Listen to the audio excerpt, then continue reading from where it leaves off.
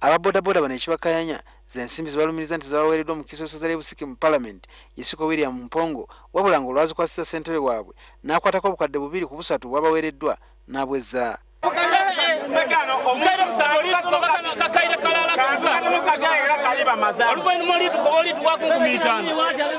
Kino kibatanudde era katabalwane.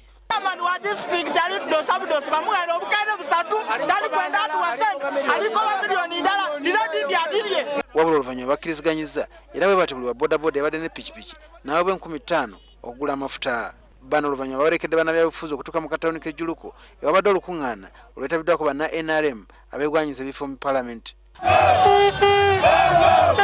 Mu beetayo mu lukuŋŋaana luno mumwadde n'abamu ku bantu abadde beenanise bu t-shirt bwa NRM ssaako n'abalala abadde tebali mu masaati abagambibwa okuba nga balinyiddwako empewo olwo ne bakola katemba mu lukuŋŋaana.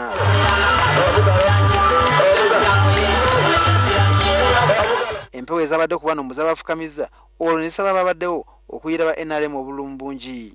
Abeesimbyewo okuli Mariam Naigaga ayagala ekifo ky'omubaka omukyalo wa district, Milton Muuma ayagala eky'omubaka w'ekigulu, ssaako ne minisita w'eby'ettaka n'amayumba Daudi Migereko basabye abantu okuwa ekibiina kya NRM obuwagizi. N'obukulembeze obwa Namutumba obwa Busiki obw'emiraala obuyidde omuntu wa wansi obuyidde ebizibu byaife obunaakolagana n'oweekitiibwa President. Buti omuzimu ogwakumaze okulonda nti omusika ow'ekikanoolo ebagemise enkoba mwamala ogemya Sale ku mbuga mwagemye Mariam Naigaga ekitegeeza mutambula naki na ludegere omusika enkoba ekika ekyamala okugemya n'akola ki? Uganda kuba na butebenkevu eyo ni point esooka.